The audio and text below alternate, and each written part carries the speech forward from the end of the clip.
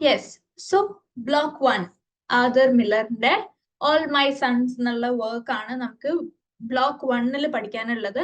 Of course unit 1 to 4 ഉണ്ട്. Different parts ആണ് നമ്മൾ ഇതിൽ ഡിസ്കസ് ചെയ്യാൻ പോകുന്നത്. ബട്ട് ഇൻ ടോട്ടൽ നമ്മൾ ഈ ഒരു വർക്ക് ആദർ മില്ലറിന്റെ ഓൾ മൈ സൺസ് എന്നുള്ള വർക്ക് ആണ് നമ്മൾ ഈ ഫസ്റ്റ് ബ്ലോക്കിൽ ഡിസ്കസ് ചെയ്യാൻ പോണത്. Okay, before that what is American literature, അല്ലെങ്കിൽ എവിടെ നിന്നാണ് അമേരിക്കൻ ഡ്രാമ എമേർജ് ചെയ്തതെന്നുള്ളതാണ് നമ്മൾ പഠിക്കാൻ പോണത്. Okay, so when we talk about introduction to American drama start ചെയ്തിട്ടുണ്ടായിരുന്നത് 17th സെഞ്ചുറിയിലാണ്. 17th സെഞ്ചുറി എന്ന് പറയുമ്പോൾ പഴയ കാലത്ത് ആ ഒരു സമയത്താണ് 17th സെഞ്ചുറിയിലാണ് America, the United States of America എന്ന് പറഞ്ഞിട്ടുള്ള ഒരു കൺട്രി, അവിടെ പല രാജ്യങ്ങളിൽ നിന്ന് ആൾക്കാർ വന്നിട്ട് അവിടെ സെറ്റിൽ ഡൗൺ ആവാൻ തുടങ്ങിയത്. അപ്പൊ അതെന്ന് പറഞ്ഞാൽ അതെന്ന് പറയുമ്പോൾ ഒരു ഏലിയനേറ്റഡ് ആയിട്ടുള്ള ഒരു ഐലൻഡ് ആയിട്ടുള്ള ആൾതാമസം ഒന്നും ഇല്ലാത്ത ഒരു ഏരിയ ആയിരുന്നു.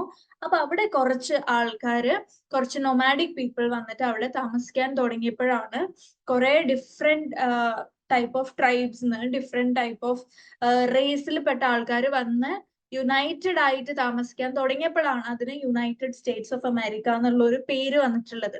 ഓക്കെ, സോ ഈ 17th സെഞ്ചുറിയിൽ ആൾക്കാർ പുതിയ ഒരു ഐലൻഡിലേക്ക് വന്ന് താമസം മാറിയ സമയത്ത് സ്വാഭാവികമായിട്ടും അവിടെ കാര്യങ്ങളൊന്നും ഇല്ല. അവിടെ എന്താ പറയാ, ഒരു എംപയർ തന്നെ അവർ ക്രിയേറ്റ് ചെയ്തെടുക്കുകയാണല്ലേ. അവർക്ക് താമസിക്കാനുള്ള സൗകര്യങ്ങളും കാര്യങ്ങളും ഒക്കെ അവർ ഉണ്ടാക്കുകയാണ്. അതിന് ഡേ ആൻഡ് നൈറ്റ് അവർ ഹാർഡ് ലേബർ ചെയ്യുന്നുണ്ട്. അപ്പൊ ഈ വർക്ക് ചെയ്യുന്നതിന്റെ ഇടയിൽ അവിടെ ഒരു പ്രോപ്പർ ആയിട്ടുള്ള ഒരു എന്താ പറയാ, പ്രോപ്പർ ആയിട്ടുള്ള ലൈവ്ലിഹുഡിന് പറ്റിയ ഒരു ഏരിയ ആക്കി മാറ്റാൻ വേണ്ടിയിട്ട് അവര് ഹാർഡ് വർക്ക് ചെയ്യുന്ന സമയത്ത് അവർക്ക് ഒരു എന്റർടൈൻമെന്റിന് വേണ്ടിയിട്ടാണ് ഈ ഡ്രാമ അല്ലെങ്കിൽ പ്ലേ എന്ന് പറയുന്ന ഒരു കാര്യം, സ്കിറ്റ് ഒക്കെ തുടങ്ങാൻ സ്റ്റാർട്ട് ചെയ്തത്. അപ്പൊ ഇത് മെല്ലെ മെല്ലെ സ്റ്റാർട്ടായി വന്നപ്പോഴത്തേക്കും അവിടെ ആൾക്കാർ കൂടുതൽ എന്താ പറയാ, ഈ 17th സെഞ്ചുറിയിലെ ആ ഒരു ടൈമിൽ ഏറ്റവും കൂടുതൽ ആൾക്കാർ 1665 ഒക്കെ ആവുന്ന സമയത്താണ് അവിടുത്തെ ഫസ്റ്റ് പ്ലേ യേ ബേർ യേ കബ് എന്ന് പറഞ്ഞിട്ടുള്ള, ട്രാൻസ്ലേറ്റ് ചെയ്ത് വരുമ്പോഴത്തേക്കും ദ ബെയർ ആൻഡ് ദ കബ് എന്ന് പറഞ്ഞിട്ടുള്ള ഒരു പ്ലേ അല്ലെങ്കിൽ ഒരു ഡ്രാമ ഇനീഷ്യലി അവിടെ ഫസ്റ്റ് സ്റ്റേജ് ചെയ്യപ്പെട്ടിരിക്കുന്ന ഒരു ഡ്രാമയാണ് ദ ബെയർ ആൻഡ് ദ കബ് എന്ന് പറയുന്നത്. അപ്പൊ ഇത് 1665 ഇറങ്ങിയപ്പം തൊട്ട് ആൾക്കാർക്ക് ഭയങ്കര ഈ ഒരു എന്റർടൈൻമെന്റിനോട് ഒരു അഡിക്ഷൻ പോലെ ആയി തുടങ്ങി. ഇപ്പം കുറെ പേര് നമുക്കറിയാലേ, ഈ കൊറിയൻ TV സീരീസും സീരിയൽസും അതേപോലെ കുറെ പേർക്കൊക്കെ സീരിയൽ അഡിക്ഷൻ ഉണ്ടാവും, അതേപോലെ മൂവി അഡിക്ഷൻ ഉണ്ടാവും. വരുന്ന പുതിയ മൂവീസ് ഒക്കെ ചെറുപറ പോയിട്ട് തിയേറ്ററിൽ പോയി കാണുന്ന ഒരു ആൾക്കാരുണ്ട്. ഓൾമോസ്റ്റ് നമ്മളെല്ലാവരും ആ ഒരു കൂട്ടത്തിലേക്കാണ് പോയിക്കൊണ്ടിരിക്കുന്നത്. ഈ കൊറോണ ഒക്കെ വന്നതിന് ശേഷം ആൾക്കാർക്ക് എന്റർടൈൻമെന്റിന്റെ ഒരു വാല്യൂ ഒക്കെ കൂടി തുടങ്ങിയപ്പോൾ കുറെ ആൾക്കാർ എന്റർടൈൻമെന്റ് ഫീൽഡിലേക്ക് പോകാൻ തുടങ്ങുന്നുണ്ട്. അപ്പൊ അന്നത്തെ കാലം നമ്മള് വിശ്വസിക്കുന്ന പോലെ തന്നെ ആ ഒരു ആൾക്കാർ ഇങ്ങനെ കുറെ പണി ചെയ്തുകൊണ്ടിരിക്കുന്ന ഒരു കാലഘട്ടമാണ്. നമ്മൾ ഇമാജിൻ ചെയ്താലും നമുക്ക് മനസ്സിലാവില്ലേ, കുറെ പണിയിൽ എന്തെങ്കിലും ഒരു എന്റർടൈൻമെന്റ് കിട്ടണം എന്ന് വിചാരിച്ചിട്ട് അവര് ഡ്രാമയും സ്കിറ്റും ഒക്കെ തുടങ്ങിയത്. അപ്പൊ ഈ ഫസ്റ്റ് പ്ലേ ഇറങ്ങിയതിന് ശേഷം ആൾക്കാർക്ക് ഈ തിയേറ്ററിക്കൽ പെർഫോമൻസസിനോടും കാര്യങ്ങളോടും ഒക്കെ ഭയങ്കര ഒരു എന്താ പറയാ, എക്സൈറ്റ്മെന്റും അതേപോലെ അതിലേക്ക് ഒരു അഡിക്ഷൻ പോലെ ആയി. അങ്ങനെ പോയി എല്ലാവരും എന്റർടൈൻമെന്റിലേക്ക് കയറുന്നുണ്ട് എന്ന് മനസ്സിലാക്കിയപ്പോഴാണ് അവിടെ എന്താ പറയാ, പ്യൂരിറ്റൻ ബിലീവ് ആണ്, ക്രിസ്ത്യാനിറ്റിന്റെ പ്യൂരിറ്റൻ ബിലീവ് ആണ്. പ്യൂരിറ്റൻ ബിലീവ് എന്ന് പറയുന്ന സമയത്ത് ഈ അനാവശ്യമായിട്ടുള്ള എന്താ പറയാ എന്റർടൈൻമെന്റ്സും കാര്യങ്ങളും ഒന്നും പാടില്ല, അതൊക്കെ തെറ്റാണ് എന്നുള്ള ഒരു വിശ്വാസമായിരുന്നു അന്നത്തെ കാലഘട്ടത്തില്. അപ്പൊ ബൈബിളിന്റെ കുറെ കാര്യങ്ങളും ഇതൊക്കെ അവര് കാണിക്കാൻ തുടങ്ങിയപ്പോഴത്തേക്കും ആൾക്കാര് ഒത്തൊരുമയിലേക്ക് വരികയാണ് ഈ ഒരു എന്റർടൈൻമെന്റ് ത്രൂ. അതുകൊണ്ട് ഡാൻസും എനാക്ടിങ് പ്ലേസും ഒക്കെ അവർ ബാൻ ചെയ്യാൻ തുടങ്ങി. ഇതേനി പരിപാടി ഇവിടെ നടക്കില്ലാന്ന്. പിന്നെ നമ്മൾ വരുമ്പം 18th century, 19th century, 20th സെഞ്ചുറിയിലൊക്കെയാണ് കൂടുതലായിട്ട് പ്ലേസ് വരാൻ തുടങ്ങിയത്.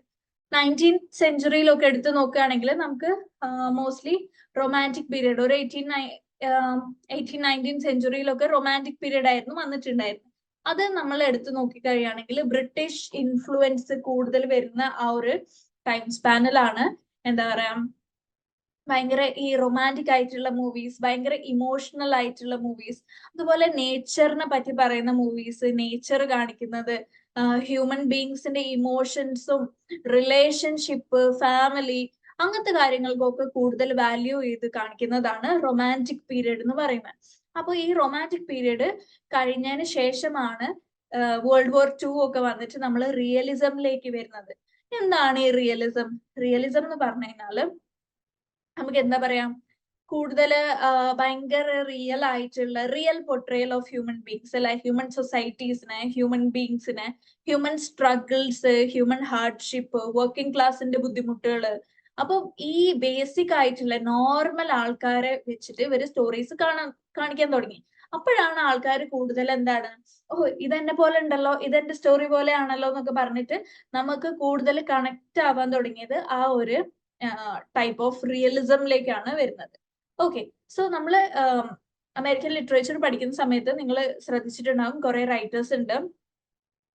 ഈ കുറച്ച് റൈറ്റേഴ്സിനെയും അതേപോലെ തന്നെ കുറച്ച് വർക്ക്സും ഇമ്പോർട്ടന്റ് ആയിട്ടുള്ള കാര്യങ്ങളാണ്.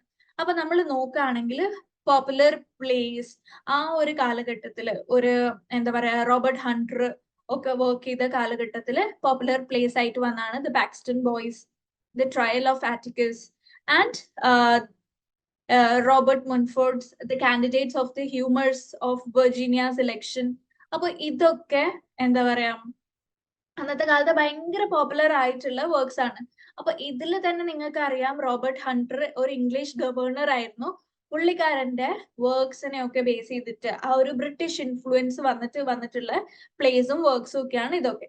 പിന്നെ വേൾഡ് വാർ 2 വന്നതിന് ശേഷം ബ്രിട്ടീഷ് കോളനീസിനെ അവരെ സപ്പോർട്ട് ചെയ്തിട്ടും അവരെ എതിർത്തിട്ടും അവരെ അറ്റാക്ക് ചെയ്യുന്ന രീതിയിലും സെറ്ററൈസ് ചെയ്യുന്ന രീതിയിൽ അവരെ കളിയാക്കുന്നതും അവരെ മോക്ക് ചെയ്യുന്ന രീതിയിലും ഒക്കെയാണ് കുറെ വർക്ക്സ് വരാൻ തുടങ്ങിയത്. അപ്പം ദി അമേരിക്കൻ കമ്പനി എന്ന് പറഞ്ഞിട്ടുള്ള കുറച്ച് ബ്രിട്ടീഷ് പ്രൊഫഷണൽ ആക്ടേഴ്സ് അമേരിക്കയിൽ വന്ന് സെറ്റിൽ ആയിട്ട് അവര് അമേരിക്കൻ കമ്പനി എന്ന് പറഞ്ഞിട്ടുള്ള ഒരു സ്ഥാപനം തുടങ്ങി. ആ ഒരു സ്ഥാപനം, ആ ഒരു ആക്ടേഴ്സിന്റെ ആ ഒരു സ്ഥാപനം 1767 the play the prince of Parthia എന്ന് പറഞ്ഞിട്ട് ഒരു ട്രാജഡി, തോമസ് ഗോഡ്ഫ്രേന്റെ ഒരു ട്രാജഡി ആയിട്ട് അവര് എനാക്ട് ചെയ്ത് കൊണ്ടുവന്ന്. അപ്പൊ അന്നത്തെ കാലത്തൊക്കെ ഭയങ്കര എന്താ പറയാ, അമേരിക്കൻ റെവല്യൂഷനെ ഒക്കെ കാണിച്ചിട്ട് സെറ്റൈറിക്കൽ പ്ലേസ്, സെറ്റൈറിക്കൽ എന്ന് പറഞ്ഞു കഴിഞ്ഞാല് ഹാസ്യ രീതിയില്, തമാശയും ചിരിപ്പിക്കുന്ന രീതിയിലും കളിയാക്കുന്ന രീതിയിലും പൊളിറ്റിക്സിനെ ഒക്കെ മോക്ക് ചെയ്യുന്ന രീതിയിലൊക്കെ ആയിട്ടുള്ള പ്ലേസ് ഒക്കെയാണ് വരാൻ തുടങ്ങിയത്. ദ ബാറ്റിൽ ഓഫ് ബ്രൂക്ലിൻ എന്ന് പറഞ്ഞതും again one of the very famous play ആണ്, ബട്ട് അനോണിമസ് ആണ്, ആരാ എഴുതിയെന്നുള്ള ഒരു ഐഡിയ അല്ലാത്ത ഒരു പ്ലേ ആണ് അത്. അപ്പൊ അങ്ങനെ ഇവിടെ നമുക്ക് കുറച്ച് വർക്ക്സ് കൊടുത്തിട്ടുണ്ട്. അതേപോലെ തന്നെ Robert Taylor was the first playwright of nation to write the finest American play of 18th century. 18th centuryയിലെ ഏറ്റവും ഫൈനസ്റ്റ് ആയിട്ടുള്ള വർക്ക് എഴുതിയിട്ടുള്ള ഒരാളാണ് റോബർട്ട് ടെയ്ലർ എന്ന് പറയുന്ന ആള്. അപ്പൊ റോബർട്ട് ടെയ്ലർ എഴുതിയിട്ടുള്ള ദ കോൺട്രാസ്റ്റ് 5 ആക്ട് ആയിട്ടുള്ള ഒരു കോമഡി പ്ലേ ആണ്. അതിന് എന്താണ് സെറ്ററൈസ് ചെയ്യുന്നത്, ഈ അപ്പർ ക്ലാസ് ആൾക്കാരെ കസ്റ്റംസും റിച്വൽസും ഫോർമാലിറ്റീസും അതിനെയൊക്കെ മോക്ക് ചെയ്തിട്ടാണ് ഇവർ ഈ ഒരു എന്താ പറയാ ഇത് ഇറക്കിയിട്ടില്ല. അപ്പർ ക്ലാസ് എന്ന് പറയുമ്പോൾ അഗൈൻ ബ്രിട്ടീഷ് കോമഡിന്റെ ഭാഗമായിട്ടാണ് ഇതും വരുന്നത്. അപ്പം ഇത് മോസ്റ്റ്ലി ഇൻഫ്ലുവൻസ് ആയത് ഷെറിഡന്റെ work, the school for scandals എന്ന് പറഞ്ഞിട്ടുള്ള ഒരു വർക്ക് എന്നൊക്കെയാണ് ഇൻഫ്ലുവൻസ് ആയിട്ടുള്ളത്. അപ്പോൾ we can see a lot of British influence. ബ്രിട്ടീഷും അമേരിക്കൻസും രണ്ടും വേറെ വേറെ ആണെന്നുള്ള കാര്യം നിങ്ങൾ റിയലൈസ് ചെയ്യുന്നുണ്ടെന്ന് വിശ്വസിക്കുന്നു. അമേരിക്കൻസ് എന്ന് പറഞ്ഞാല് കുറെ നൊമാഡിക് ആയിട്ടുള്ള ആൾക്കാര്, ഡിഫറെന്റ് റേസ്, പല ജാതി മതം അല്ലെങ്കിൽ ഡിഫറെന്റ് റേസ് എന്ന് പറയുമ്പോൾ പല നാട്ടില് വൈറ്റ്സ് ഉണ്ട്, ബ്ലാക്സ് ഉണ്ട്, റെഡിഷ് പീപ്പിൾ ഉണ്ട്, അങ്ങനെ പല നാട്ടിൽ നിന്നും ആൾക്കാർ വന്നിട്ട് യുണൈറ്റഡ് ആയി താമസിച്ച് ഒരു ഐലൻഡില്, ആ ഐലൻഡിനാണ് യുണൈറ്റഡ് സ്റ്റേറ്റ്സ് ഓഫ് അമേരിക്ക എന്ന് പറയുന്നത്. ബ്രിട്ടീഷ് എന്ന് പറയുമ്പോൾ ഇംഗ്ലീഷുകാരാണ്, പ്യോർ ബ്രിട്ടീഷുകാരാണ് ബ്രിട്ടീഷ് എന്ന് പറയുന്നത്. അപ്പൊ ഈ ബ്രിട്ടീഷുകാരാണ് ഇംഗ്ലണ്ടിലുള്ള നമ്മളുടെ ഇംഗ്ലീഷ് ലിറ്ററേച്ചർ എന്ന് പറയുന്നത് ബ്രിട്ടീഷുകാരെയാണ്. ഓക്കെ അല്ലെ? അമേരിക്കൻ ലിറ്ററേച്ചർ വേറെ, ബ്രിട്ടീഷ് ലിറ്ററേച്ചർ, ഇംഗ്ലീഷ് ലിറ്ററേച്ചർ എന്ന് പറയുന്നത് വേറെ. രണ്ടും വേറെ വേറെ ആയിട്ടുള്ള ജോണേഴ്സ് ആണെന്ന് മനസ്സിലാക്കുക. ഓക്കെ, അപ്പൊ ഈ ബ്രിട്ടീഷുകാരാണ് കോളനീസ് ആയിട്ട് പല രാജ്യങ്ങളിലും പോയിട്ട് എന്താ പറയാ ആൾക്കാര് ഭരിച്ചൊക്കെ താമസിച്ചിട്ടുണ്ടായിരുന്നത്. അപ്പൊ അവരുടെ കുറെ ഇൻഫ്ലുവൻസ് ആണ് ഈ വർക്ക്സിൽ വരുന്നത്. ബിക്കോസ് അൾട്ടിമേറ്റ്ലി ഇവര് യൂസ് ചെയ്യുന്നതും ഇംഗ്ലീഷ് എന്ന് പറഞ്ഞിട്ടുള്ള ഒരു വാക്കാണ്, അല്ല ഇംഗ്ലീഷ് എന്ന് പറഞ്ഞിട്ടുള്ള ഒരു ലാംഗ്വേജ് ആണ് ഇവർ യൂസ് ചെയ്യുന്നത്. അപ്പൊ ഇംഗ്ലീഷ് മെയിൻ എവിടുന്നാണ് വന്നിരിക്കുന്നത്?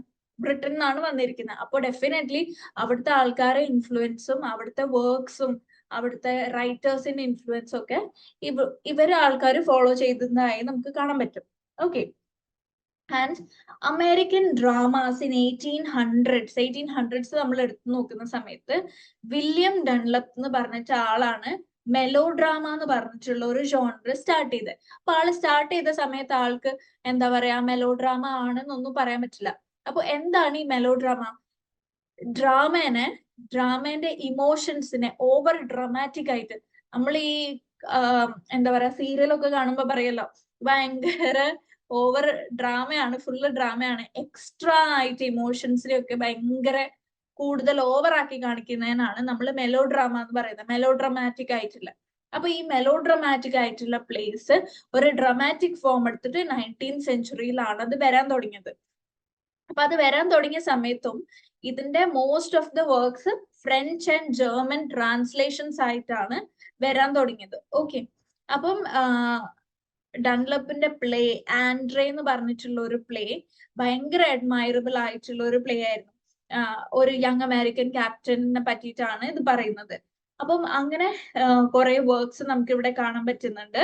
ആൻഡ് അഗൈൻ ഡൺലോപ്പിന്റെ വേറൊരു വർക്ക് ആയിട്ടുള്ള മാമിയൻ that is 1812 and the superstition എന്ന് പറയുന്ന ഒരു വർക്ക് 1824 ഉണ്ടായത്.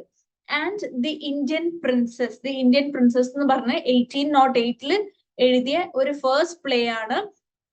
ഇതിലാണ് നേറ്റീവ് അമേരിക്കൻസ്, നേറ്റീവ് എന്ന് പറഞ്ഞാല് അമേരിക്കയിൽ ആദ്യം വന്ന് കൂടിയ അമേരിക്കന്റെ ആൾക്കാർ എന്ന് പറയുന്ന നേറ്റീവ് അമേരിക്കൻസിനെയാണ്.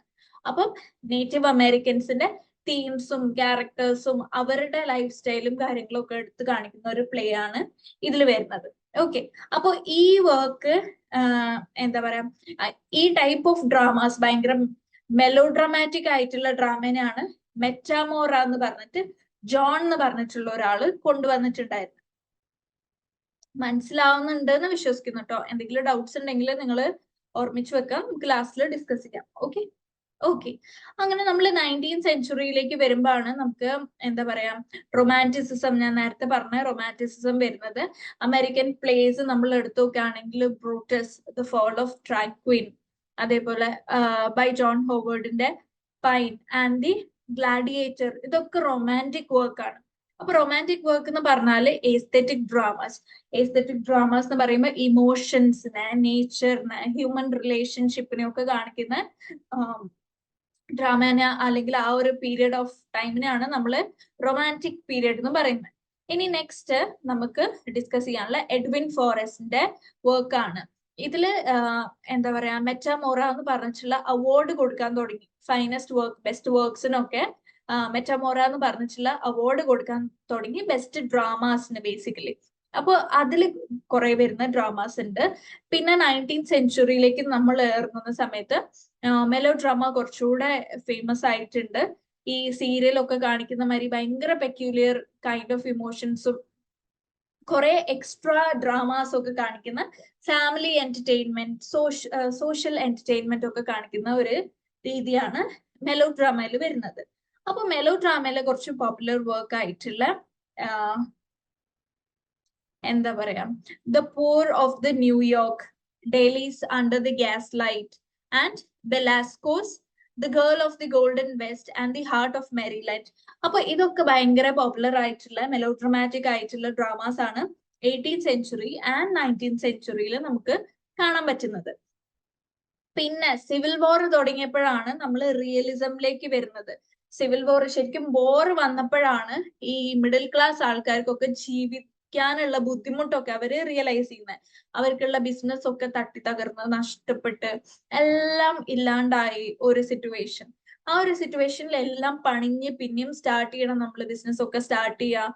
അപ്പൊ ശരിക്കും ആ ഒരു സ്ട്രഗിൾ, പോവർട്ടി സ്ട്രഗിൾ, അതൊക്കെ എന്താ പറയാ വലിയ അപ്പർ ക്ലാസ് പീപ്പിൾ അങ്ങനെ മനസ്സിലാക്കിയിട്ടില്ലെങ്കിലും ഒരു നോർമൽ ആവറേജ് ഫാമിലിയിൽ ബിലോങ് ചെയ്യുന്ന എല്ലാവരും ആ ഒരു കഷ്ടപ്പാട് റീകൺസ്ട്രക്ഷൻ അവർ സഹിച്ചിട്ടുണ്ട്. വോർ വന്നു, എല്ലാം തകർത്ത് നാശാക്കി. ഇപ്പൊ നമ്മൾ കണ്ടില്ലേ, കൊറോണന്റെ ആഫ്റ്റർ ഇഫക്റ്റ് അല്ലേ നമ്മളിപ്പോ അനുഭവിക്കുന്നത്. ബിസിനസ്സും മാർക്കറ്റും ഒക്കെ വളരെ ഡൗൺ ആണ്. അപ്പൊ അത് ഇങ്ങനെ മെല്ലെ മെല്ലെ നമ്മളുടെ ബിസിനസ് ഒക്കെ ശരിയാക്കി നമ്മൾ കൊണ്ടുവരിക, നമ്മൾ കരിയറൊക്കെ ഒന്ന് ശരിയാക്കി കൊണ്ടുവരിക. നമ്മളുടെ ആ ഒരു എക്കണോമിക് കണ്ടീഷൻ നമ്മൾ ബിൽഡപ്പ് ചെയ്ത് കൊണ്ടുവരുന്നുള്ളൂ. അതേപോലെ തന്നെ വോറ് നടന്ന സമയത്തും അവരുടെ ലൈഫ് വളരെ ഹംബിളായി പോയിട്ടുണ്ട്. അപ്പൊ ആ ഒരു പോവർട്ടിന്നും ആ ഒരു ഹാർഡ് ലേബറിന്നും ഒക്കെ തിരിച്ചു വന്നിട്ട് ഹാർഡ് വർക്ക് ചെയ്തിട്ട് അവര് എന്താ പറയാ, ആ ഒരു പഴയ പൊസിഷനിലേക്ക് തിരിച്ചു വരാനുള്ള അവരുടെ ബുദ്ധിമുട്ടാണ് ബേസിക്കലി.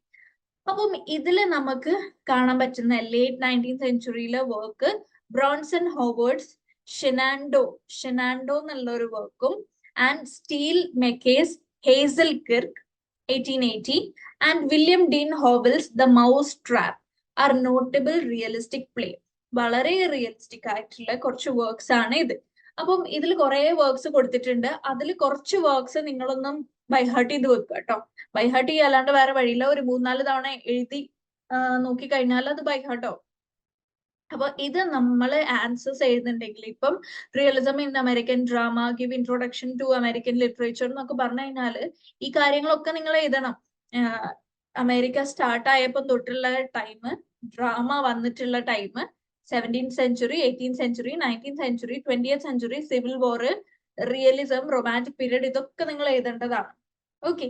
അപ്പം നമ്മൾ 19th സെഞ്ചുറിയിലെ ഡ്രമാറ്റിസ്റ്റിനെ പറയുന്ന സമയത്ത് David Belasco, Steele MacKaye and William Gillette എന്ന് പറഞ്ഞിട്ടുള്ള കുറച്ച് ആൾക്കാരെയാണ് നമ്മൾ മൈൻഡിൽ വെക്കേണ്ടത്.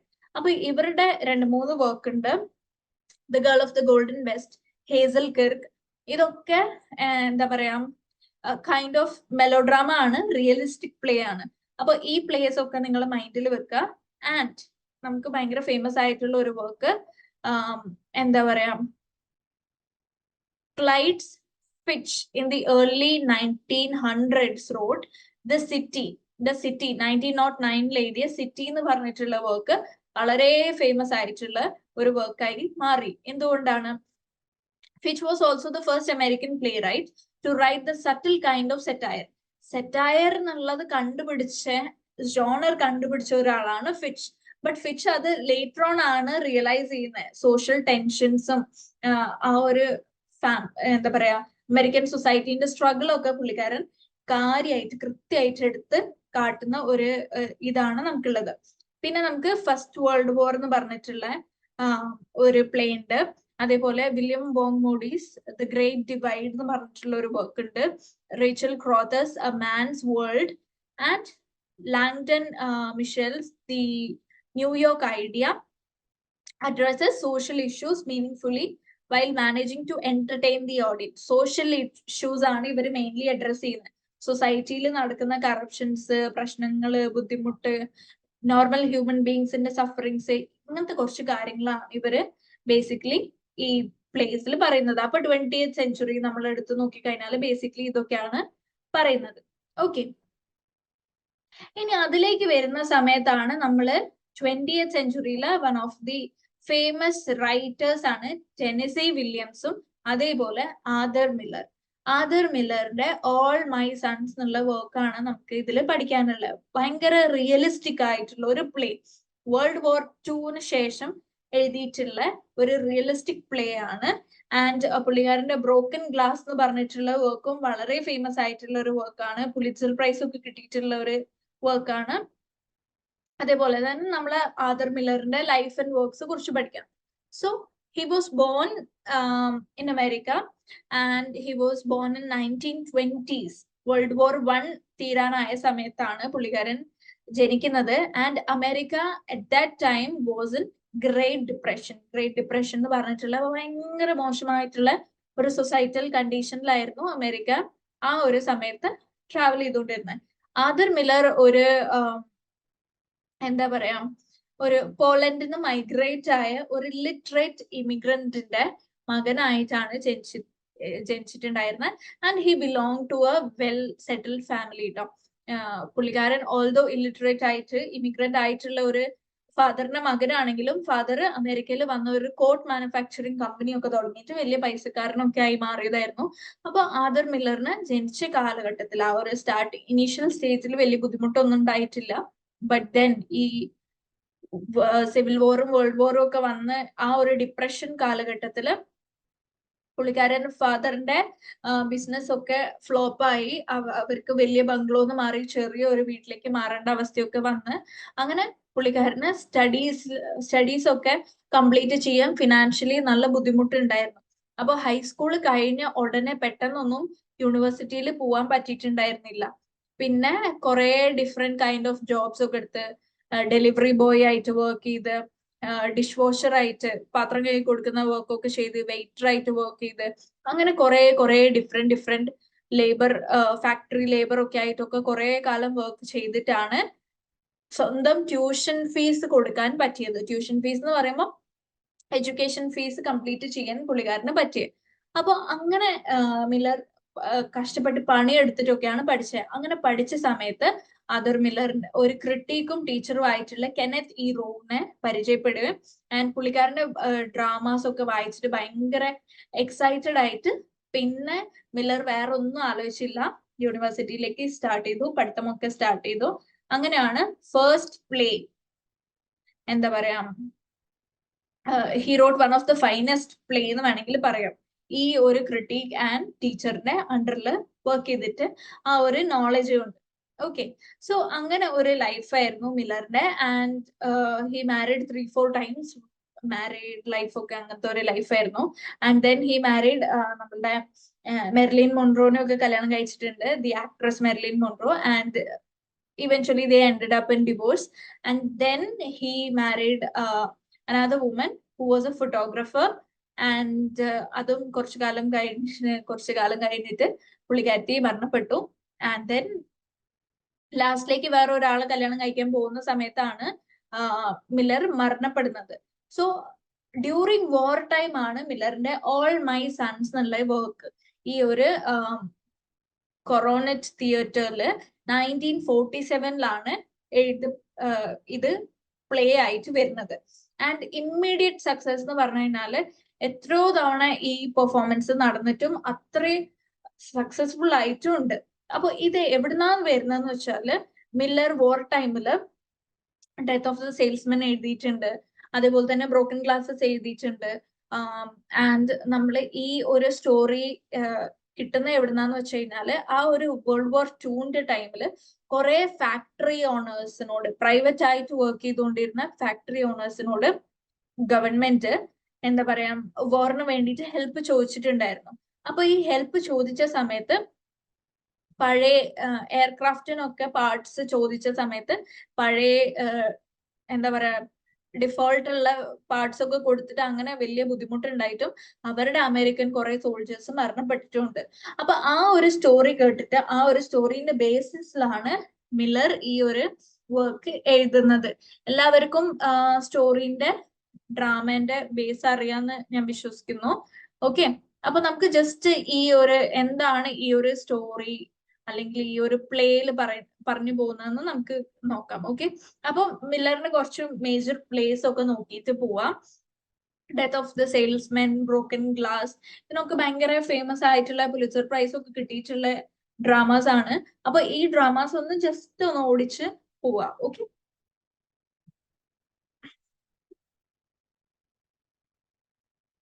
അപ്പൊ ഓൾ മൈ സൺസ് എപ്പോഴാണ് ഇറങ്ങിയിട്ടുള്ളത്? 1947 ഇറങ്ങിയിട്ടുള്ളത്, during the world war 2. Okay, during and after the world war 2. And 328 times ഇതിനെ പെർഫോമൻസ് ചെയ്തിട്ടുണ്ട്. അപ്പൊ അന്നത്തെ കാലത്ത് ഇത്ര തവണ സ്റ്റേജിൽ പെർഫോം ചെയ്യപ്പെടുന്ന ഒരു ഡ്രാമ എന്ന് പറഞ്ഞാല് ഡെഫിനറ്റ്ലി ഒരു ബ്ലോക്ക് ബസ്റ്റർ ആയിട്ടുള്ള ഒരു ഡ്രാമയാണിത്. ഓക്കെ, സോ ഈ ആക്ച്വൽ ഐഡിയ ഒരു ആർമിയിലേക്ക് ഫോൾട്ടി മെഷീൻസ് കൊടുത്തു, എന്നിട്ട് ആ പുള്ളിക്കാരന്റെ മകള് വന്നിട്ട് ഗവൺമെന്റിനോട് പറഞ്ഞു എന്റെ അച്ഛൻ ഇങ്ങനെ തെറ്റ് ചെയ്തിട്ടാണ് ഈ കുറെ ആൾക്കാർ മരണപ്പെട്ടതെന്ന് പറഞ്ഞിട്ട് അയാളുടെ മകള് ഏറ്റു പറഞ്ഞിട്ടാണ് അയാളെ ജയിലിലേക്ക് കൊണ്ടുവന്നത്. അപ്പൊ ആ ഒരു സ്റ്റോറി കേട്ടിട്ട് മൈൻഡിലേക്ക് വന്ന ഒരു പ്ലേ ആണ് ഈ ഒരു പർട്ടിക്കുലർ പ്ലേന്റെ ബേസിക് സമ്മറി എന്ന് പറയുന്നത്. അപ്പൊ നമുക്കറിയാലോ ഈ ഒരു ബേസിക് പ്ലോട്ട് എന്താണ്, സ്റ്റോറിന്റെ പ്ലോട്ട് എന്ന് പറയുമ്പോൾ ഓൾ മൈ സൺസ് ഒരു റിയലിസ്റ്റിക് പ്ലേ ആണ്, വെൽ കൺസ്ട്രക്റ്റഡ് ആയിട്ടുള്ള ഒരു റിയലിസ്റ്റിക് പ്ലേ ആണ് ആൻഡ് കൺവെൻഷണൽ റിയലിസം ആണ് ഇതിൽ പറയുന്നത്. അപ്പം ഇതില് നമുക്കറിയാം ജോ ഇതില് നമ്മൾ ക്യാരക്ടേഴ്സിന് നമ്മൾ പറയുകയാണെങ്കിൽ ജോ കെലർ ആണ് ബേസിക്കലി ഈ സ്റ്റോറിന്റെ ടോട്ടൽ ഒരു കെലർ ഫാമിലി ആണ്. ജോ കെലറിന്റെ വൈഫാണ് കേറ്റ് കെലർ. ഓക്കെ, ജോ കെലറിന്റെ വൈഫാണ് കേറ്റ് കെലർ. ആൻഡ് ജോ ആൻഡ് കേറ്റിന് 2 മക്കളുണ്ട്, Chris and Larry and Chris ഉണ്ട്. പിന്നെ ഈ നമ്മളുടെ ജോ കെലറിന്റെ ഫ്രണ്ട് ആണ് സ്റ്റീൽ. യെസ്, അപ്പം ഇവരുടെ എന്താ പറയാ, ഇവരുടെ ബിസിനസ് ഫ്രണ്ട് ആയിട്ടുള്ള സ്റ്റീലിന്റെ മക്കള് 2 പേരുണ്ട്. ഒന്നാണ് ജോർജ് ആൻഡ് ഇവരുടെ ഡോട്ടർ ആൻ. അപ്പൊ ഇവരെല്ലാരുമാണ് ഇതിലെ മേജർ ക്യാരക്ടേഴ്സ് എന്ന് പറയുന്നത്. അപ്പം ഇവിടെ ജോ കെല്ലർ ഒരു റിച്ച് ആയിട്ടുള്ള ഇൻഡസ്ട്രിയലിസ്റ്റ് ആണ്. ഇവർക്ക് എന്താ പണി എന്ന് വെച്ച് കഴിഞ്ഞാല് ഈ എയർപ്ലെയിൻസിന്റെ ഹെഡ് ആയിട്ടുള്ള ഒരു പോർഷൻ ഉണ്ട്, ഇങ്ങനെ കാണാൻ ഇങ്ങനെ ഒരു ഡോം ഷേപ്പിൽ ഉണ്ടാവും. അപ്പൊ ഈ ഹെഡ് ആയിട്ടുള്ള പോർഷൻ അവര് മാനുഫാക്ചർ ചെയ്തിട്ട് കൊടുക്കുകയാണ് ചെയ്യുന്നത്. അപ്പം ഈ മാനുഫാക്ചർ ടൈമില് എന്താ പറയാ, അവർക്ക് സഡൻലി ഗവൺമെന്റിന്റെ സൈഡിൽ നിന്ന് ഒരു കോൾ വരികയാണ്, ഞങ്ങൾക്ക് കുറച്ച് എയർക്രാഫ്റ്റിന്റെ പാർട്സ് വേണമെന്ന് പറഞ്ഞിട്ട്. അപ്പൊ ഈ എഞ്ചിൻ പാർട്ട് കൊടുക്കുന്ന സമയത്ത് ജോ അന്ന് ലീവ് ആയിരിക്കും. അപ്പൊ സ്റ്റീവ് വിളിച്ചിട്ട് ചോദിക്കും, എന്താണ് ഇങ്ങനെ ഗവൺമെന്റ് ചോദിച്ചിട്ടുണ്ട്, നമ്മൾ കൊടുക്കണമെന്ന് വേണ്ടി ചോദിക്കും. അപ്പൊ കൊടുക്കണമെന്ന് ചോദിക്കുന്ന സമയത്ത് ജോ പറയുന്നത് എന്താണ്, ചെറിയ എയർലൈൻ ക്രാക്സ് അല്ല, അത് കുഴപ്പമൊന്നുമില്ല, നീ അങ്ങോട്ട് പെയിന്റ് അടിച്ച് കൊടുത്തേക്കെന്ന് പറയും. അപ്പൊ പറയാം സ്റ്റീവിന് ഇത് തീരെ താല്പര്യമില്ല, ബിക്കോസ് അത് ഭയങ്കര ഡെഡ്ലി ആവാൻ ചാൻസ് ഉണ്ട്. ആ എയർക്രാഫ്റ്റ് ഫുള്ള് ക്രാഷ് ആവാൻ ഈ ഒരു ചെറിയ മാനുഫാക്ചർ ഡിഫോൾട്ട് മതി. പക്ഷെ ഡിഫോൾട്ട് ആയിട്ടുള്ള സാധനം കൊടുത്തോ, നമുക്ക് പൈസ കിട്ടുമല്ലോ എന്ന് വിചാരിച്ചിട്ട് ജോ പറയും, നീ എന്തായാലും കൊടുത്തോ, എന്തെങ്കിലും പ്രശ്നം വന്നാൽ ഞാൻ അത് ഏറ്റെടുത്തോളാം എന്ന് പുള്ളിക്കാരൻ പറയും. അത് പറയുമെങ്കിലും ലാസ്റ്റില് പുള്ളിക്കാരനെ ഇതൊന്നും ഏറ്റെടുക്കൂല. ഇത് എയർക്രാഫ്റ്റ് ഫുള്ള് ക്രാഷായി ഫുള്ള് പ്രശ്നങ്ങളായതിനു ശേഷം ഗവൺമെന്റ് കേസാക്കുന്ന സമയത്ത് അവസാനം ജോ കെല്ലർ എന്ത് ചെയ്യും, പിന്മാറിയിട്ട് പറയും, ഞാനൊന്നും പറഞ്ഞിട്ടില്ല, ഞാൻ അന്ന് ലീവായിരുന്നു, എനിക്ക് പനിയായിട്ട് ഞാൻ ലീവായിരുന്നു, ഞാൻ ഇതിനെ പറ്റി ഒന്നും അറിഞ്ഞിട്ടില്ല, അത് സ്റ്റീവാണ് കൊടുത്തിട്ടുള്ളതെന്ന് പറയും. അപ്പം സ്റ്റീവിനെ പൊതുവെ അവരെന്ത് ചെയ്യും, പിടിച്ച് ജയിലിൽ കൊണ്ടിടും. അപ്പം സ്റ്റീവിന്റെ മകള് ആനും ജോന്റെ മകൻ ലാരിയും മാരേജിന് വേണ്ടിയിട്ട് ഓൾറെഡി ഫിക്സ്ഡ് ആയിരുന്നു, എൻഗേജ്ഡ് ആയിരുന്നു. അപ്പം എന്താ പറയാ, ആനിന്റെ ബ്രദർ ആയിട്ടുള്ള ജോർജിനും ഭയങ്കര ഒരു ഷെയിംഫുൾ ആണ്, അയ്യേ ഞങ്ങൾ അച്ഛൻ ഇങ്ങനെ ഒരു തെറ്റ് കാര്യം ചെയ്തല്ലോ. അപ്പം അവർക്ക് ഭയങ്കര ഷെയിംഫുൾ ആയിരുന്നു. അപ്പൊ അവര് അച്ഛനെ കാണാൻ ജയിലിൽ പോയതും ഒന്നുമില്ല, അച്ഛനായിട്ടുള്ള എല്ലാ ടൈസും അവർ കട്ട് ഓഫ് ചെയ്ത്. അങ്ങനെ ലാരിനെ നമുക്ക് ഈ ഒരു ടൈമിൽ ഇപ്പം ഈ ഒരു പ്രശ്നം കഴിഞ്ഞിട്ട് 3 കൊല്ലമായിട്ടോ, 3 കൊല്ലമായിട്ട് സ്റ്റീവ് ജയിലിലാണ്. ലാരി മിസ്സിംഗ് ആണ്. ലാരി പൈലറ്റ് ആയിട്ട് എയർക്രാഫ്റ്റിൽ വാറിന് വേണ്ടി പോയതായിരുന്നു, പക്ഷെ അതിനുശേഷം മരണപ്പെട്ടു എന്നാണ് പറയുന്നത്. മിസ്സിംഗ് ആണ്, ബോഡി കിട്ടിയിട്ടൊന്നുമില്ല. അതുകൊണ്ട് തന്നെ കേറ്റിന്റെ വിചാരം എന്താ, കേറ്റ് ദാറ്റ് ഈസ് ലാരിന്റെ മദർ വിശ്വസിക്കുന്നത് എന്റെ മകൻ ജീവനോടുണ്ട്, അവൻ തിരിച്ചു വരും എന്നാണ് പറയുന്നത്. ആ ഒരു സമയത്ത് ഈ രണ്ടാമത്തെ മകൻ ലാരിന്റെ ബ്രദർ ആയിട്ടുള്ള ക്രിസും ആനും തമ്മിലുള്ള അടുപ്പം വരുന്നു. They fall in love and they are set to marry. അപ്പം കല്യാണം കഴിക്കണം എന്ന് ക്രിസും ആനും തീരുമാനിക്കും. ബട്ട് ദെൻ കേറ്റ്, ക്രിസിന്റെ മദർ ആയിട്ടുള്ള കേറ്റ് ഈ ഒരു മാരേജ് അലയൻസിന് വേണ്ടി അനുവദിക്കുന്നില്ല. ബിക്കോസ് ലാരി മരണപ്പെട്ടിട്ടില്ല എന്നാണ് പുള്ളിക്കാരത്തിന്റെ വിശ്വാസം. അപ്പൊ ലാരി മരണപ്പെട്ടിട്ടില്ല, പിന്നെ എങ്ങനെയാണ് നീ ലാരിന്റെ ഫിയോൻസിനെ കല്യാണം കഴിക്കുന്നതെന്നാണ് ചോദിക്കുന്നത്. ലാരി വന്നാല് ആനെ കല്യാണം കഴിക്കും, നീ ക്രിസ് എന്തിനാ കല്യാണം കഴിക്കുന്നത്, ഞാൻ ഒരിക്കലും ഈ ഒരു മാരേജിന് വേണ്ടി അനുവദിക്കുന്നില്ല എന്നുള്ള രീതിയിലാണ് കേറ്റ് നിൽക്കുന്നത്. പക്ഷെ ഇവർക്ക് എങ്ങനെങ്കിലും ഒക്കെ അത് കൺവിൻസ് ചെയ്യിപ്പിക്കണം. അപ്പൊ അത് കൺവിൻസ് ചെയ്യിപ്പിക്കാൻ വേണ്ടിയിട്ട് ലാസ്റ്റിലേക്ക് എന്താ പറയാ, ആന് ഒരു ലെറ്റർ കേറ്റിന് കാണിക്കുന്നുണ്ട്. അപ്പൊ ആ ലെറ്റർ എന്തായിരുന്നു, ലാരി കേറ്റിന് എഴുതിയിട്ട് സ്വന്തം ലവറിന് എഴുതിയിട്ടുള്ള ഒരു ലെറ്റർ ആണ്. എന്താണ്, എന്റെ അച്ഛനാണ് ഇത് ചെയ്തതെന്ന് എനിക്ക് മനസ്സിലായിട്ടുണ്ട്. അപ്പൊ എന്റെ അച്ഛൻ ഈ തെറ്റ് ചെയ്തത് എനിക്ക് സഹിക്കാൻ പറ്റില്ല. അച്ഛൻ കാരണം വലിയൊരു ക്രാഷ് ഉണ്ടായിട്ട് 21 പേര് മരണപ്പെട്ടു. അപ്പൊ അതിന്റെ കൂടെ ഞാനും സൂയിസൈഡ് ചെയ്യാൻ പോവാണെന്ന് പറഞ്ഞിട്ട് ലാരി ജീവനോടല്ല, ലാരി മരണപ്പെട്ടു, സൂയിസൈഡ് ചെയ്തു. അച്ഛൻ ചെയ്ത തെറ്റിന് കാരണം എന്താ പറയാ, കുറ്റം ലാരി സ്വന്തം മനസ്സിലേറ്റിട്ട് ലാരി മരണപ്പെട്ടു എന്നാണ് പറയുന്നത്. അപ്പം ഇത് എന്താ പറയാ, തീരെ ബിലീവ് ചെയ്യാൻ കേറ്റിന് പറ്റുന്നില്ല. അതേപോലെ തന്നെ ജോന് തീരെ ഇത് ആക്സെപ്റ്റ് ചെയ്യാൻ പറ്റുന്നില്ല. ബിക്കോസ് ജോൻ അറിയാം സത്യം എന്താണ്. ജോ ആണ് ഈ സ്റ്റീവനോട് പറഞ്ഞിട്ടുണ്ടായിരുന്നത്, ഈ എന്താ പറയാ, ഈ ഡിഫോൾട്ട് ആയിട്ടുള്ള പ്രൊഡക്ട്സ് നിങ്ങൾ കൊടുത്തോ, എയർക്രാഫ്റ്റിന്റെ പാർട്സ്, ഡിഫോൾട്ട് ആയിട്ടുള്ള പാർട്സ് നിങ്ങൾ കൊടുത്തോ, കുഴപ്പമൊന്നുമില്ല, പൈസ കിട്ടുമല്ലോ, നമുക്ക് നമ്മളെ കാര്യം നോക്കിയാൽ പോരെ, അവര് ക്രാഷ് ആയിക്കോട്ടെ എന്തെങ്കിലും ആയിക്കോട്ടെ, നമ്മൾ നോക്കേണ്ട കാര്യമില്ലല്ലോ എന്ന് പറഞ്ഞു. ബട്ട് ദെൻ ജോന് അത് അക്സെപ്റ്റ് ചെയ്യാൻ പറ്റില്ല. ജോ കാരണം കുറെ പേര് മരണപ്പെട്ടു. ലാരി അടക്കം കുറെ പേര്, സ്വന്തം മകൻ അടക്കം 21 പേര് മരണപ്പെട്ടു. ആ മരണത്തിന്റെ കാരണം അവന്റെ ലാരിന്റെ സ്വന്തം മകന്റെ പ്രായമുള്ള ഈ 21 സോൾജേഴ്സ് ആണ് മരിച്ചിട്ടുണ്ടായിരുന്നത്. അപ്പൊ അവരുടെ ഫാമിലിക്കൊക്കെ അവരുടെ മക്കൾ നഷ്ടപ്പെട്ടു. So all are his sons, all my sons എന്ന് പറയുന്ന ടൈറ്റിൽ ഇവിടുന്നാണ് വരുന്നത്. ജോന് എൻഡില് ഒരു ഗിൽറ്റ് വരികയാണ്, റിയലൈസേഷൻ ആവാണ്, ഞാൻ കാരണമാണ്, എന്റെ ഒരു തെറ്റ് ഓർഡർ കാരണമാണ് എന്റെ മകനും എന്റെ മകന്റെ പ്രായമുള്ള കുറെ 21 ആൺപിള്ളേരും മരിച്ചിരിക്കുന്നത്. അപ്പൊ all are my sons, all my sons മരണപ്പെട്ടു എന്റെ ഒരു ആളുടെ തെറ്റ് കാരണം, എന്റെ ഒരു ഗ്രീഡ് കാരണം എന്നാണ് പറയുന്നത്. അപ്പൊ സൊസൈറ്റി, ഈ റിച്ച് ആൾക്കാര് ചെയ്യുന്ന ചെറിയ മിസ്റ്റേക്ക് കാരണം ബാക്കിയുള്ളവർക്കാണ് എന്താ പറയാ, അവരുടെ ഫാമിലിയിലെ മക്കൾ നഷ്ടപ്പെടുന്നത്, വാർ ടൈമിൽ കുറെ സോൾജേഴ്സ് മരണപ്പെടുന്നത്. അപ്പം ഇതൊക്കെ എന്താ പറയാ, സൊസൈറ്റീനെ, അന്നത്തെ കാലത്ത് സൊസൈറ്റീന്റെ കഷ്ടപ്പാടും ഈ ക്ലാസ് ഹൈറാർക്കീസും അതേപോലെ തന്നെ ആൾക്കാർക്ക് ഈ ഗിൽറ്റ് അക്സെപ്റ്റ് ചെയ്യാൻ പറ്റാത്ത ബുദ്ധിമുട്ടുകളും കാര്യങ്ങളും ഒക്കെയാണ് പറയുന്നത്.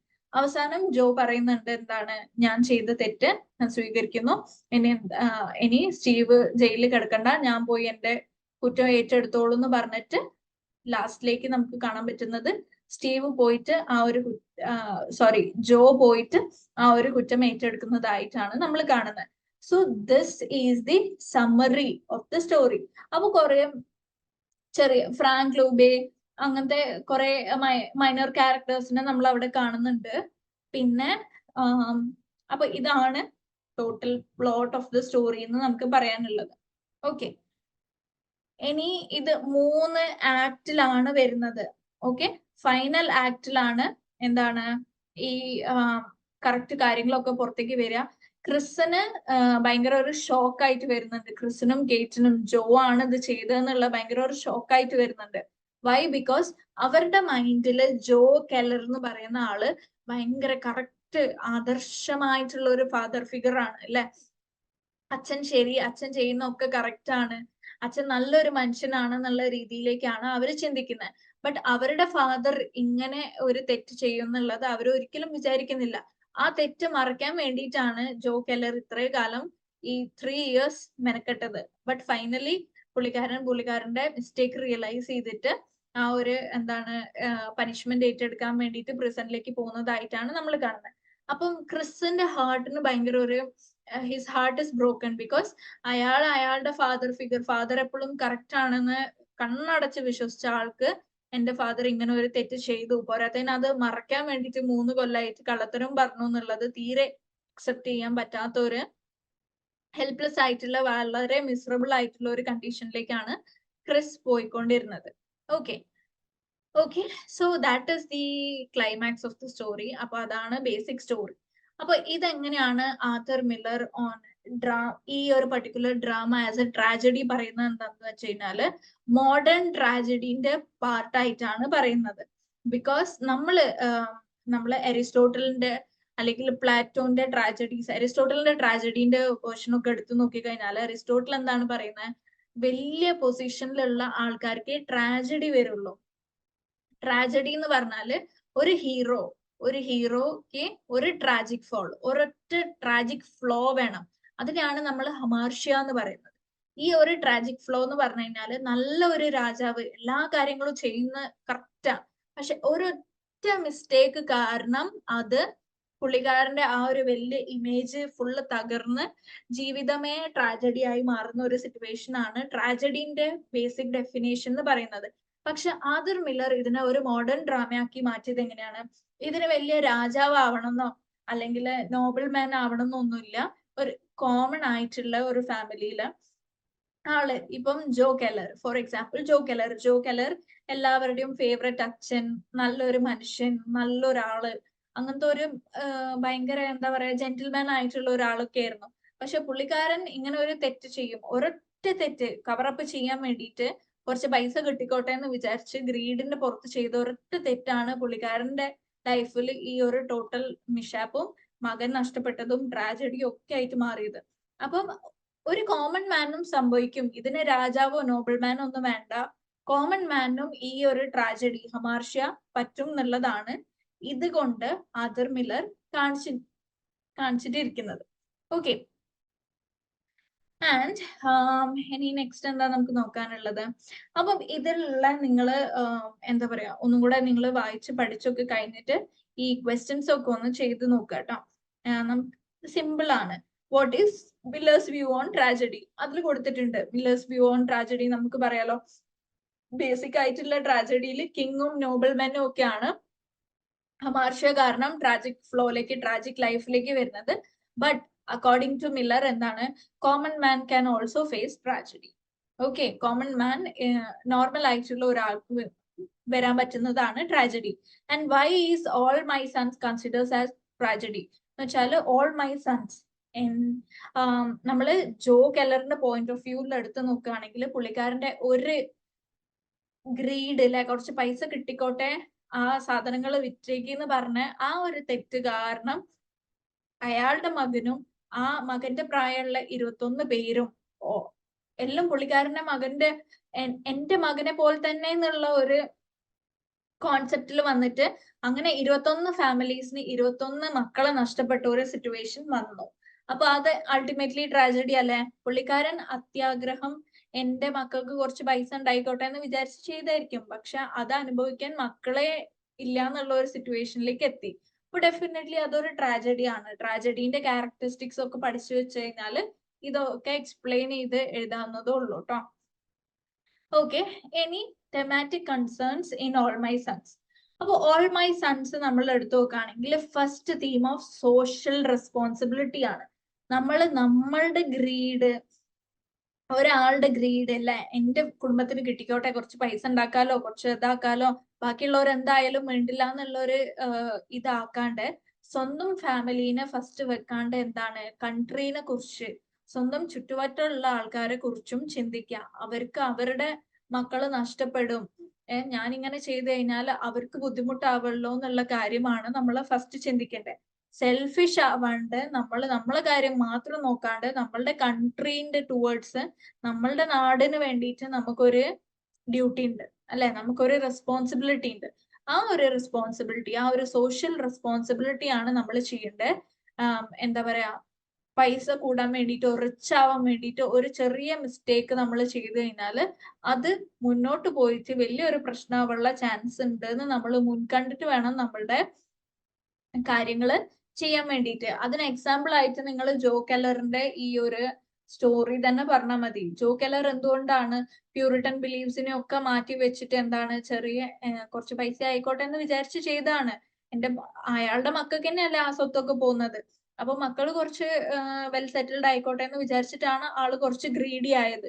ബട്ട് അൾട്ടിമേറ്റ്ലി എന്താണ്, ബാക്കിയുള്ളവരെ മക്കൾ മരണപ്പെട്ടതിന്റെ കൂടെ അയാളെ മക്കളും അയാൾക്ക് മരണപ്പെട്ടു, അയാളെ ഒരു തെറ്റ് തീരുമാനം കൊണ്ട്. ഓക്കെ, അപ്പം സെൽഫിഷ് ആവാണ്ട് നമുക്കൊരു സോഷ്യൽ റെസ്പോൺസിബിലിറ്റി ഉണ്ട്. നമ്മളൊക്കെ ഒരു സൊസൈറ്റിയിൽ താമസിക്കുന്ന ആൾക്കാരാണ്. നമുക്ക് നമ്മളുടെ കൺട്രീനോട്, നമ്മുടെ കൺട്രിയിലെ ആൾക്കാരോട് ഒരു ഡ്യൂട്ടി ഉണ്ട്. ഇപ്പൊ നമ്മൾ ഇവിടെ സമാധാനമായിട്ട് ഇരിക്കുന്നത്, അവിടെ കുറെ പേര് പാകിസ്ഥാൻ ബോർഡറിലും അവിടെയും ഇവിടെയും എല്ലാ ചുറ്റുവട്ടുള്ള ബോർഡേഴ്സിൽ അവര് നമ്മളെ രക്ഷിക്കുന്നുണ്ട്. അവരവരുടെ ഫാമിലിനെയും മക്കളെയും ഒക്കെ പിരിഞ്ഞിട്ട് അവരൊറ്റയ്ക്ക് അവിടെ കഷ്ടപ്പെട്ട് എന്താ പറയാ കാവലിരിക്കുന്നോണ്ടാണ് നമ്മൾ ഇവിടെ സമാധാനമായിട്ട് ജീവിച്ചു പോകുന്നത്. അല്ലെങ്കിൽ ഇപ്പോ പലസ്തീനിലും ഗാസയിലും ഒക്കെ നടക്കുന്ന അവസ്ഥയിൽ തന്നെ ആയിരിക്കും നമ്മളുടെ അവസ്ഥയും. എവിടുന്നോ ബോംബ് വീഴുന്നു, എവിടുന്നോ വെടിയുണ്ട വീഴുന്നു. അപ്പൊ നമ്മളൊക്കെ ടെൻഷനായിട്ട്, ആ ഒരു ടെൻഷനൊന്നും ഇല്ലാണ്ട് നമ്മൾ മനസ്സമാധാനമായിട്ട് ജീവിക്കുന്നുണ്ടെങ്കിൽ നമ്മളുടെ സോൾജേഴ്സിനോടുള്ള താങ്ക്സ് ആണ്. അപ്പൊ അവര് അവരുടെ ഫാമിലിനെയും അവരുടെ കാര്യങ്ങളും അവരുടെ ലൈഫ് റിസ്കിലിട്ടിട്ടാണ് നമുക്ക് വേണ്ടിയിട്ട് അവർ ചെയ്യുന്നത്. അപ്പൊ നമുക്കും സൊസൈറ്റിനോട് ഒരു റെസ്പോൺസിബിലിറ്റി ഉണ്ട് എന്നുള്ള കാര്യമാണ് ഈ ഒരു തീമില് നമ്മൾ ഡിസ്കസ് ചെയ്യുന്നത്. അപ്പൊ ജോ കെല്ലറിനെ വെച്ചിട്ട് നമുക്ക് ഫുള്ള് സ്റ്റോറി പറഞ്ഞു കഴിഞ്ഞാൽ തന്നെ നമുക്ക് ആ ഒരു എന്താ പറയാ ക്വസ്റ്റ്യൻ വന്നു കഴിഞ്ഞാൽ നമുക്ക് അത് സോൾവ് ചെയ്യാൻ പറ്റും. പിന്നെ next is the problem of Chris marriage as theme. അപ്പൊ ക്രിസിന്റെ മാരേജ് ആണ് ഇവിടെ ഏറ്റവും വലിയ പ്രശ്നം. കേറ്റ് ആണെങ്കിൽ സമ്മതിക്കുന്നില്ല, ബിക്കോസ് ലാരി കല്യാണം കഴിക്കാൻ പോകുന്ന പെണ്ണാണ് ആൻ. അപ്പൊ ആൻ എങ്ങനെയാണ് ക്രിസിനെ കല്യാണം കഴിക്കാന്നുള്ളത്. അപ്പം ജോക്ക് സത്യം പറഞ്ഞാൽ വലിയ പ്രശ്നമൊന്നുമില്ല, ബട്ട് കേറ്റിനാണ് ഇവിടെ പ്രശ്നം. ബിക്കോസ് ഫോർ കേറ്റ്, ഒരു അമ്മയ്ക്ക് എപ്പോഴും എന്റെ മകൻ ജീവനോടെ ഉണ്ട്, മരണപ്പെട്ടിട്ടില്ല എന്നുള്ളത് അക്സെപ്റ്റ് ചെയ്യാനുള്ള ആ ഒരു ബുദ്ധിമുട്ടുണ്ട് കേറ്റിന്. അപ്പം ഒരിക്കലും ലാരിന്റെ ഭാര്യ ആവാൻ നിൽക്കുന്ന പെണ്ണിനെ ക്രിസ് കല്യാണം കഴിക്കാന്ന് പറഞ്ഞു പോയാൽ എങ്ങനെയാണ് അത് കേറ്റിനെ അക്സെപ്റ്റ് ചെയ്യാൻ പറ്റുക? അപ്പൊ അത് എന്ത് സംഭവിച്ചാലും ഒരിക്കലും ഞാൻ ഈ ഒരു മാരേജിന് സമ്മതിക്കില്ല, അനുവദിക്കില്ല എന്നുള്ള ഒരു രീതിയിലേക്കാണ് അത് വരുന്നത്. അപ്പം അഗൈൻ ഇവിടെ നമ്മൾ എന്താണ് പറയേണ്ടത്? എന്തുകൊണ്ട് ലാരി മരണപ്പെട്ടു, എന്തുകൊണ്ട് ലാരി ഫൈറ്റർ പൈലറ്റ് ആയിട്ട് പോയി, എന്നിട്ട് അവിടുന്ന് മിസ്സിംഗ് ആയി, എന്നിട്ട് കേറ്റ് തിരിച്ചറിയാണ് എന്താണ്, ആൻഡ് ആ ഒരു ലെറ്റർ കാണിക്കുന്നു, ലെറ്ററിൽ എഴുതിയിട്ടുണ്ട് ഞാൻ സൂയിസൈഡ് ചെയ്യാൻ പോവാന്ന് ലാരി പറഞ്ഞിട്ടുള്ളത്. Why? Because he knows what his father did, അല്ലെ? എന്റെ ഭയങ്കര ജെന്റിൽമാൻ ആയിട്ടുള്ള ഒരു ഫാദർ ഇങ്ങനെ ഒരു തെറ്റ് ചെയ്തു, കുറെ ആൾക്കാർ മരണപ്പെട്ടു, അപ്പം ഞാൻ കൂടെ മരിച്ചാലേ എൻ്റെ അച്ഛന് ഈ ഒരു റിയലൈസേഷൻ കിട്ടുള്ളൂ എന്നുള്ള രീതിയിലാണ് പുള്ളിക്കാരൻ പോയി മരിക്കുന്നത്. അപ്പൊ ആ ഒരു പ്രോബ്ലം നമുക്ക് ഈ ഒരു തീമിൽ നമുക്ക് ഡിസ്കസ് ചെയ്യാവുന്നതാണ്. ഓക്കെ, നെക്സ്റ്റ് ആണ് ഐഡിയലിസം ആസ് തീം. അപ്പൊ ഐഡിയലിസം എന്ന് പറഞ്ഞു കഴിഞ്ഞാൽ എന്താണ്? ഒരു ഐഡിയലിസ്റ്റിക് മൈൻഡ്, ക്രിസിന്റെയും ലാരിന്റെയും ഒക്കെ മൈൻഡില് ജോ കെല്ലർ എന്നുള്ള ഒരു ഫാദർ ഫിഗർ ഭയങ്കര എന്താ പറയാ സെൽഫ്ലെസ് ആയിട്ടുള്ള, ഭയങ്കര ഹാർഡ് വർക്കിംഗ് ആയിട്ടുള്ള ഒരാളാണ്.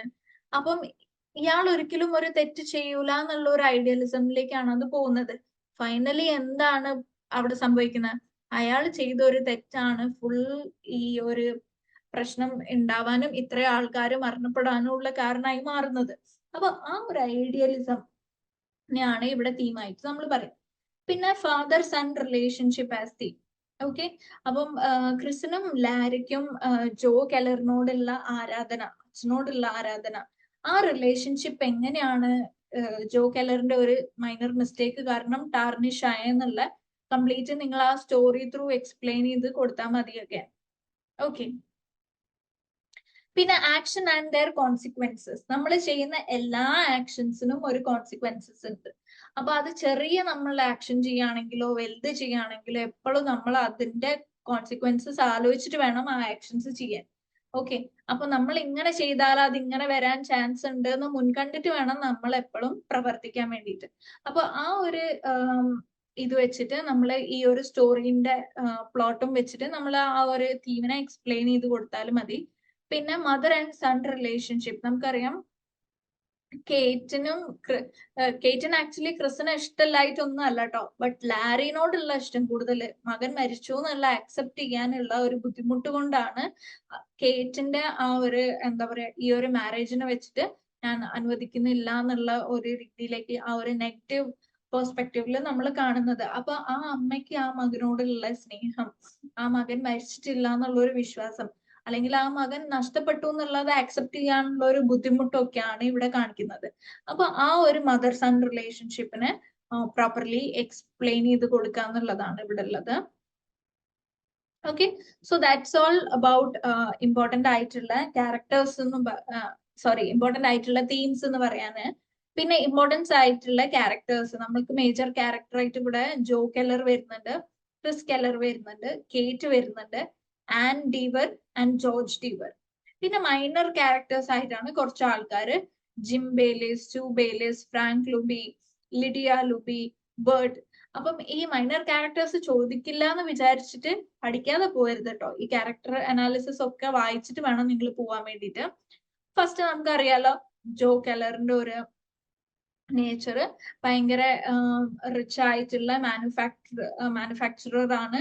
Central figure in all my sons. All my സൺസിലെ മെയിൻ പ്രൊട്ടാഗണിസ്റ്റ് ആയിട്ടുള്ള ഒരാളാണ് ജോ കെല്ലർ. അപ്പൊ മോറൽ പെർസ്പെക്റ്റീവ് വെച്ചിട്ട് എന്താ പറയാ ഭയങ്കര സെൽഫിഷ് ആയിട്ടുള്ള ഒരാള്, ഡിസഗ്രിയബിൾ ആയിട്ടുള്ള ഒരാള്, ഗ്രീഡി ആയിട്ടുള്ള ഒരു ഇൻഡസ്ട്രിയലിസ്റ്റ്, എങ്ങനെങ്കിലും പൈസ ഉണ്ടാക്കണം എന്ന് വിചാരിച്ച് നടക്കുന്ന ഒരാള്. ബട്ട് ഫാമിലിനോട് ഭയങ്കര സ്നേഹവും മക്കളോട് ഭയങ്കര സ്നേഹവും അവരോട് ഭയങ്കര ജെന്വിനും അൺസെൽഫിഷും ആയിട്ടുള്ള സ്വഭാവമാണ്. അപ്പം പുള്ളിക്കാരന്റെ ചീഫ് ക്യാരക്ടർ വെച്ച് നോക്കുകയാണെങ്കിൽ 60s 60 വയസ്സെങ്ങാനുമായി amicable warm and person who love social life. ഭയങ്കര സോഷ്യലി നല്ല ഒരു പൊസിഷനിൽ നിൽക്കുന്ന ഒരാളാണ്. ആൻഡ് സെൽഫ് മെയ്ഡ് ആണ്. എഡ്യൂക്കേഷനും കാര്യങ്ങളും ഒന്നുമില്ല. പോലാൻഡിൽ നിന്നൊക്കെ എവിടുന്നോ വന്നതാണ്. പക്ഷെ എന്താണ് സ്വന്തം കാലില് ആ ഒരു ബിസിനസ് നടത്തിക്കൊണ്ടോന്ന് മക്കൾക്കും ഫാമിലിക്കും ഒക്കെ ഭയങ്കര കംഫർട്ടബിൾ ആയിട്ടുള്ള ലൈഫ് കൊടുത്തു എന്നുള്ള രീതിയിലേക്ക്. പക്ഷെ ജോ കെല്ലർ ഒരു നല്ല ഫ്രണ്ട് ആണോ എന്ന് ചോദിച്ചാൽ നിങ്ങൾക്ക് പറയാൻ പറ്റുമോ ഒരു നല്ല ഫ്രണ്ട് ആണോ?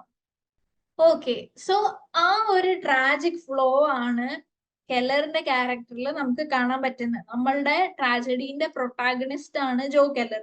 അപ്പൊ ജോ കെല്ലറിന്റെ ഒരു ട്രാജിക് ഫ്ലോ ആണ് വരുന്നത്. എന്താണ്? ഫ്രണ്ട് ആയിട്ടുള്ള സ്റ്റീവ് ഡീവറിനെ ബിട്രേ ചെയ്തു അല്ലെ?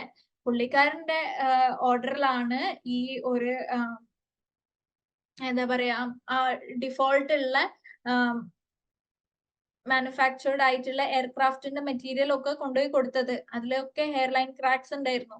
അപ്പോഴേ സ്റ്റീവ് പറഞ്ഞിട്ടുണ്ടായിരുന്നു ഇത് കൊടുത്തു കഴിഞ്ഞാൽ വലിയ ക്രാഷ് സംഭവിക്കാനുള്ള ചാൻസ് ഉണ്ട്. പക്ഷെ പുള്ളിക്കാരൻ അന്ന് പറഞ്ഞു എന്താണ് ഒക്കെ ഞാൻ ചെയ്തോളും, എല്ലാം ഞാൻ കുറ്റെടുത്തോളും എന്നൊക്കെ.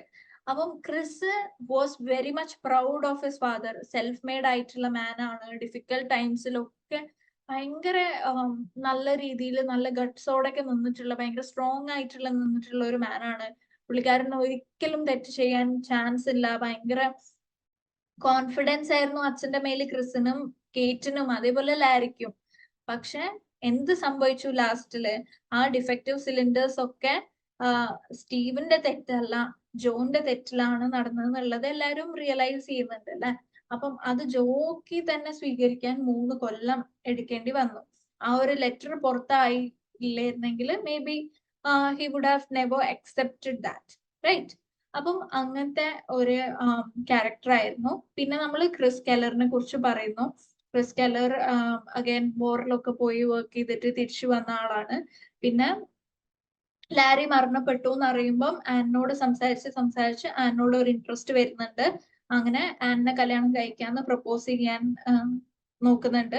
ആ നോക്കുന്ന ഒരു ടൈമാണ് അമ്മ സമ്മതിക്കുന്നില്ല എന്ന് അറിയുന്നതും പിന്നെ അമ്മേനെ ബിലീഫ് ചെയ്യിപ്പിക്കാൻ, എന്താണ് ലാരി മരിച്ചിട്ടുണ്ട്, ലാരി ഇനി തിരിച്ചു വരൂല എന്ന് അമ്മേനെ ബിലീഫ് ചെയ്യിപ്പിക്കാൻ വേണ്ടിയിട്ടാണ് ആനിന് ഫൈനലി ആ ഒരു ലെറ്റർ എടുത്തു കൊടുക്കേണ്ട അവസ്ഥ വരുന്നതും ഈ സംഭവിച്ച കാര്യങ്ങളൊക്കെ എല്ലാവരെയും മുന്നിലേക്ക് വരുന്നതും ഈ ലൈറ്റിലേക്ക് വരുന്നതും ആൻഡ് ഫൈനലി ജോ കെല്ലർ അത് അക്സെപ്റ്റ് ചെയ്തിട്ട് പണിഷ്മെന്റ് അക്സെപ്റ്റ് ചെയ്തിട്ട് പ്രിസണിലേക്ക് പോവാൻ വേണ്ടിയിട്ട് പോകുന്നതും. അപ്പൊ ഇവരുടെ ക്യാരക്ടർ സ്കെച്ച് ഒക്കെ നിങ്ങൾ ഇതിൽ വായിച്ചു കഴിഞ്ഞാൽ നിങ്ങൾക്ക് കിട്ടും. ഓക്കെ, കാര്യമായിട്ടൊന്നുമില്ല. ഈ ഒരു സ്റ്റോറീനെ ബേസ് ചെയ്തിട്ട് തന്നെ അവരുടെ ഒരു ക്യാരക്ടർ അനാലിസിസ് നമ്മൾ ചെയ്യാന്നുള്ളതാണ്.